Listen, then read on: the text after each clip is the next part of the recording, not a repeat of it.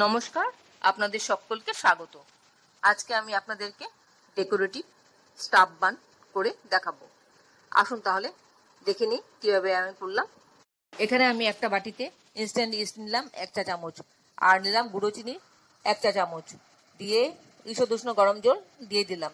দিয়ে নেড়েচেড়ে 15 মিনিটের জন্য রেস্টে রেখে দেবো। ততক্ষণে আমি ময়দাটা রেডি করে রাখছি। একটা থালার মধ্যে ময়দা নিয়ে নিলাম 1.5 কাপ, আর নুন নেব হাফ টিস্পুন। এবার 1 টেবিল স্পুন রিফাইন তেল দিয়ে দিলাম, দিয়ে ভালো করে মিশিয়ে নিচ্ছি। তারপর আমি অ্যাক্টিভেট হওয়া ইস্টটা নিয়ে আসলাম। দেখুন অ্যাক্টিভেট হয়ে গেছে, কি সুন্দর। এবার এই ইস্টটা দিয়ে ময়দাটা মাখবো। ময়দার মধ্যে আমি ইস্টটা দিয়ে এবার ময়দাটা মাখবো। এই মুহূর্তে আপনারা কে কোথা থেকে, কোন শহর থেকে, কোন দেশ থেকে আমার এই রেসিপিটা দেখছেন, প্লিজ একটু কমেন্ট বক্সে কমেন্ট করবেন, আমার তাহলে খুব ভালো লাগবে। আর নতুন কোনো বন্ধু প্রথমবার আমার চ্যানেলটাকে দেখে থাকলে আপনাকে একটা বিগ হাগ জানাচ্ছি। চ্যানেলটাকে সাবস্ক্রাইব করে নেওয়ার জন্য অনুরোধ রইল। পাশে বেল আইকনটা অ্যাক্টিভেট করে নেবেন, যাতে পরবর্তী আমার সমস্ত রেসিপির নোটিফিকেশন সবার আগে আপনার কাছে এসে পৌঁছয়। আর আপনি যদি ফেসবুক থেকে দেখে থাকেন তাহলে ফলো অপশনটা ক্লিক করবেন আর একটা লাইক দেবেন, তাহলে আপনি আমার সাথে জুড়ে যাবেন। আপনি আমার সাথে জুড়ে গেলে আমার সমস্ত রেসিপির নোটিফিকেশন সবার আগে আপনার কাছে এসে পৌঁছবে। আমার মাখা হয়ে গেল, এবং উপর থেকে একটু সাদা তেল গ্রিস করে দিলাম, দিয়ে এবার ঢেকে রাখবো 1 ঘন্টার জন্য। 1 ঘন্টা পর ফিরে আসছি। ডোটা যতক্ষণ রেস্টে আছে ততক্ষণে আমি পুরটা তৈরি করে নিচ্ছি। এখানে ছানা আছে, পনির আর পেঁয়াজ কুচি আছে, কারি পাতা আছে, ক্যাপসিকাম আছে, আর আলু আছে। আমি সবগুলো দিয়ে একটা পুর তৈরি করব। আলুটা আমি গ্রেট করে নিচ্ছি, আলুটা গ্রেট করে রেডি করে নিচ্ছি, যাতে আমার সুবিধা হয় সবটা একসাথে মাখতে। আলুটা গ্রেট করা হয়ে গেছে। এবার এর মধ্যে আমি মশলা দিচ্ছি। জিরে গুঁড়ো দিলাম হাফ টিস্পুন, ধনে গুঁড়ো দিলাম হাফ টিস্পুন, শুকনো লঙ্কা গুঁড়ো দিলাম হাফ টিস্পুন, আর দিলাম গরম মশলা হাফ টিস্পুন, আর নুন স্বাদ মতন। দিয়ে সবটা একসঙ্গে ভালো করে মেখে একটা পুর তৈরি করে নেব। আমি কিন্তু এই পুরটার কোনো রান্না করব না, আমি এইরকম অবস্থাতেই সব একসঙ্গে জড়িয়ে ধরে করে রাখবো। তারপর যখন বেক করব তখনই এটা রান্না হয়ে যাবে। পুরটা রেডি হয়ে গেল। এবার আমি ডোটা দেখছি, 1 ঘন্টা হয়ে গেছে। 1 ঘন্টা পর আমি ডোটা খুলে দেখছি কি অবস্থায় আছে। দেখুন পুরো ফুলে গেছে, আর ভিতরে এই হাওয়াটা বার করে দেব। যে হাওয়াটা আছে এই হাওয়াটা বার করে দিয়ে আমি ভালো করে আবার ডোলে নিচ্ছি।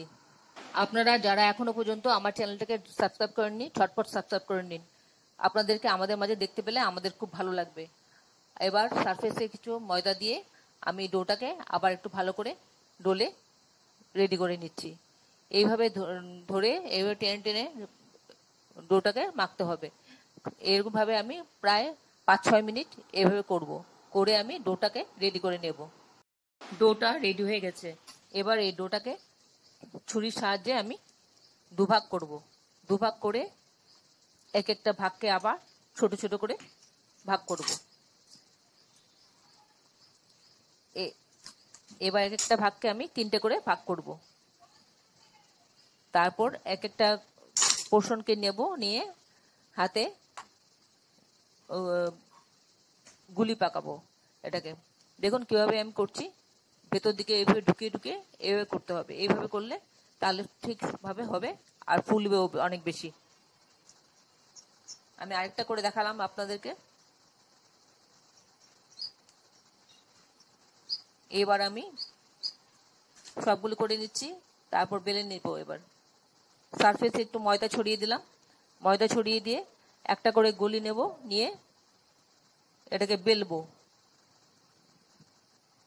অল্প করে হালকা করে বেলবো, যাতে ভিতরে পুরটা ঢুকাতে পারি। এভাবে পুরটা আমি লম্বা করে নিয়েছি, নিয়ে আমি পুরটা তৈরি করছি। যেহেতু আমি একটা ফিগার তৈরি করব, সেই জন্য সেই ফিগারের মতন করে আমি পুরটা রেডি করে নিয়েছি।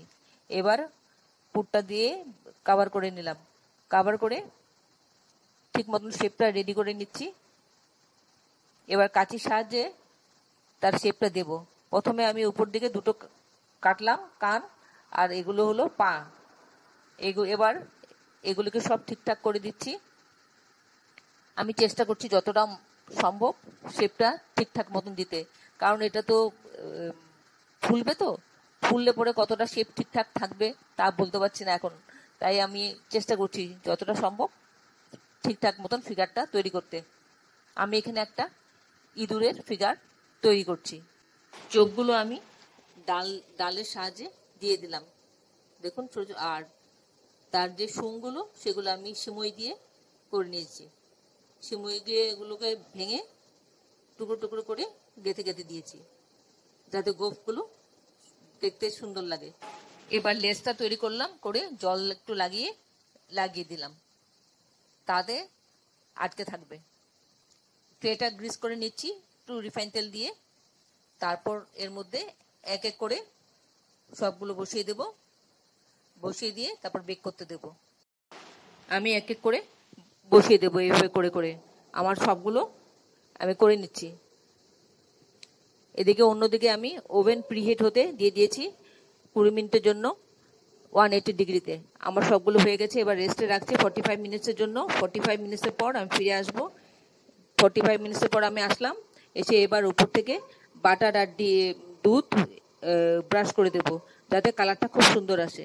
কালারটা সুন্দর ব্রাশ করা হয়ে গেলে আমি ওভেনে দেব বেক হতে 40 মিনিটসের জন্য 180 ডিগ্রিতে। 40 মিনিটসের পর আমি ট্রেটা নিয়ে বেরিয়ে আসবো, আপনাদেরকে দেখাবো। দেখুন কিরকম হলো দেখতে সেটা। এতক্ষণ ধৈর্য ধরে আমার এই রেসিপিটা দেখার জন্য আপনাদেরকে অসংখ্য অসংখ্য ধন্যবাদ। আপনারা সকলে ভালো থাকবেন, সুস্থ থাকবেন, ঈশ্বরের কাছে কামনা করি। আর এই ধরনের নতুন নতুন রেসিপি দেখতে আমার চ্যানেলটাকে সাবস্ক্রাইব করে নেবেন, পাশে বেল আইকনটা অ্যাক্টিভেট করে নেবেন, যাতে পরবর্তী আমার সমস্ত রেসিপি নোটিফিকেশন সবার আগে আপনার কাছে এসে পৌঁছয়। আমার বেক হয়ে গেল, ট্রেতে নিয়ে আমি ডিশ আউট করে দিলাম। দেখুন কত সুন্দর হয়েছে। আশা করি আপনাদের ভালো লেগেছে। তাহলে আসি বন্ধু, আবার দেখা হবে পরবর্তী রেসিপিতে। নমস্কার।